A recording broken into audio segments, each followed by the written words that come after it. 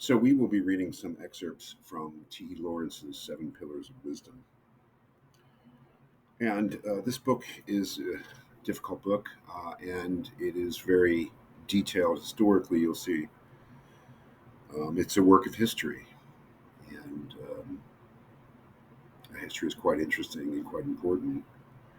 But we're not reading it for the history, really. We're reading it for its value as literature. So I don't expect kind of a full grasp of the historical and political situation in the Middle East during World War One. I don't have it myself. But I think it helps quite a bit just to get the general context of what Lawrence was doing there, what was going on in the world, and why he was there, and what they were trying to do. What you see before you is a map of the Ottoman Empire during World War One, the Arab Revolt. The Ottoman Empire is Turkish Empire, and the map that you're looking at is a map of the Middle East. Here on the left, you have Egypt, and then as we move east and north, we get into the area of modern Israel, and then to its east, Jordan, and then above Israel, we're in Syria and Lebanon. And then over here, farther to the east, Baghdad, so modern Iraq. And then over here, what was once called Persia and is Iran. Very, very ancient and complicated part of the world. And then if we move up here to the north, let's say around Istanbul, this is modern Turkey. And then over here across the Bosporus, Bulgaria, Serbia, Greece, we're in Europe. So this is the part of the world that we're in. I think that it's a part of the world that we're fairly familiar with because of current events. But it has a long history. The Ottoman Empire was sort of the last great Muslim empire. It covered all of Greece, Serbia, well into Europe. It ruled these areas here. It ruled Egypt, and then farther west into the coastal areas of North Africa, I believe, all the way to the Atlantic. And the empire that we see here during World War One, as I say, 1916 and 1918, their revolt, is really the much diminished but still existing Ottoman Empire. And one things you can see is that it still rules over all this area here: modern Israel, Syria, Lebanon, and especially Saudi Arabia, this area down here in the south. And that's really what Lawrence is doing. Lawrence is helping or trying to help a revolt of the Arab people against the rule of the Ottomans. Why is he doing it? Well, I mean, that's one of the questions of the book.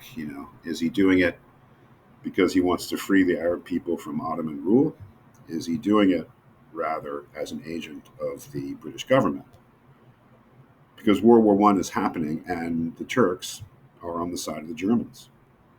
So the British are really at war with the Ottomans. Being at war with the Germans means being at war with their allies. So he's there really because the British are trying to undermine the Ottomans, who they're fighting against. They fought battles, disastrous battles, actually, Gallipoli, I know, where they were crushed really by the Turks. But they're trying to lead an Arab revolt against the Ottomans to undermine the Ottoman Empire during World War One. That is why Lawrence, who is an officer of the British Army, is there. He has come over from Egypt, which is not exactly part of the British Empire at this point, but kind of de facto ruled by the British.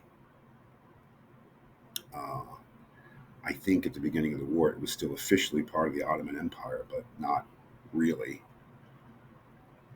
And he's trying to foment the revolt, lead the revolt in his mind. I don't know, help really, spur the revolt, give it aid, and that's why he's there. And I suppose, one of the questions of the book is that question of why he's there and what he's trying to achieve, or what the British are trying to achieve, and what they're promising the Arabs in terms of their own freedom.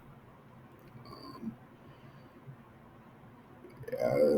are they there for just to protect British interests, to try to fight the Turks, or are they there because they really care about the freedom of the Arab people?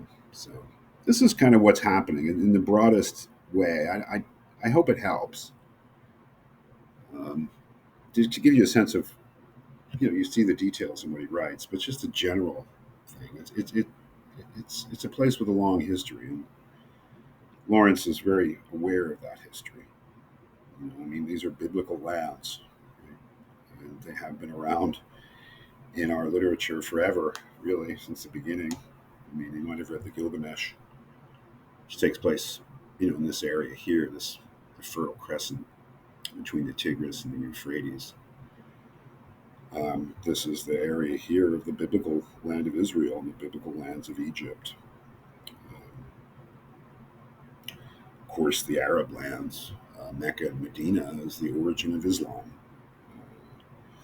An earlier Arab civilization which conquered all these lands, and the later Turkish one supplanted that Arab civilization. So it's a place with a long history. But I think just knowing what the situation is during World War One, that really Lawrence is an agent of the British government, helping, encouraging an Arab revolt against the British enemy of the Ottoman Empire, gives you a sense of just the basics of at least what's going on.